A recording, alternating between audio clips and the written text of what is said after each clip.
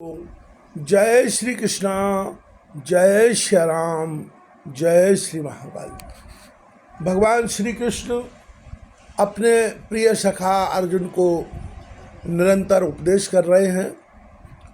उनको जीवन में कैसे कल्याण होगा इस बारे में निरंतर बता रहे हैं। गीता के अध्याय 16 में भी भगवान श्री कृष्ण को उपदेश करते हुए श्लोक क्रमांक प्रथम में कहते हैं, अभयम सत्य संशुद्र ज्ञान योग व्यवस्थितः दानम दमश्चा यज्ञश्चा स्वाध्यायस्तप आर्जवम।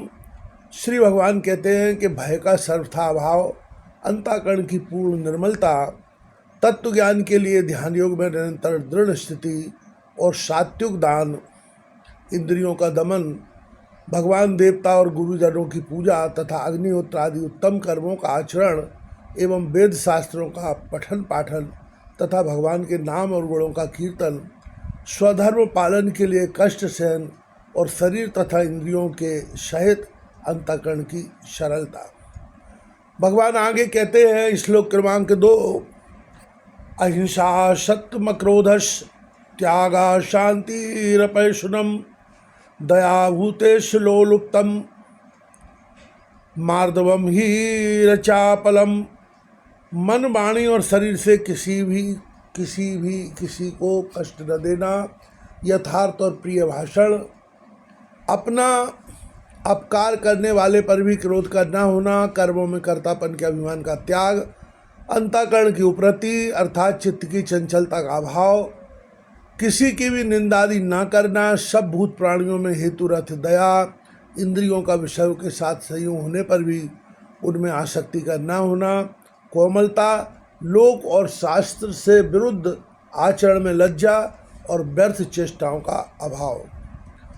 भगवान कहते हैं कि परमात्मा के स्वरूप को तत्व से जानने के लिए सच्चिदानंद घन परमात्मा के स्वरूप में एक ही भाव से ध्यान का निरंतर गाढ़ स्थिति का ही नाम ज्ञान योग से समझना चाहिए।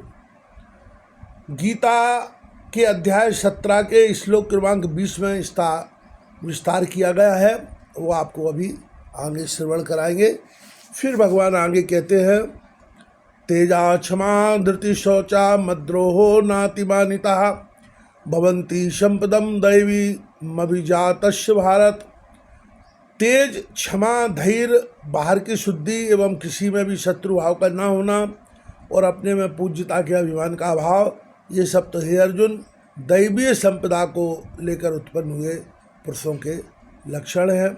भगवान और अधिक स्पष्टीकरण देते हुए कह रहे हैं, अंतःकरण और इंद्रियों के द्वारा जैसा निश्चय किया हो वैसे का वैसा ही प्रिय शब्दों में कहने का नाम सत्य भाषण है।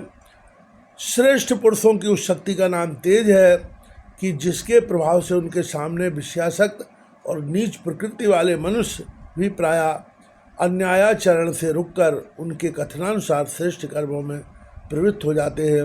गीता अध्याय 13 श्लोक 7 की टिप्पणी देखना चाहिए। इस पर हम पहले भी विचार कर चुके हैं, पहले भी आपको चर्चा करके बता चुके हैं।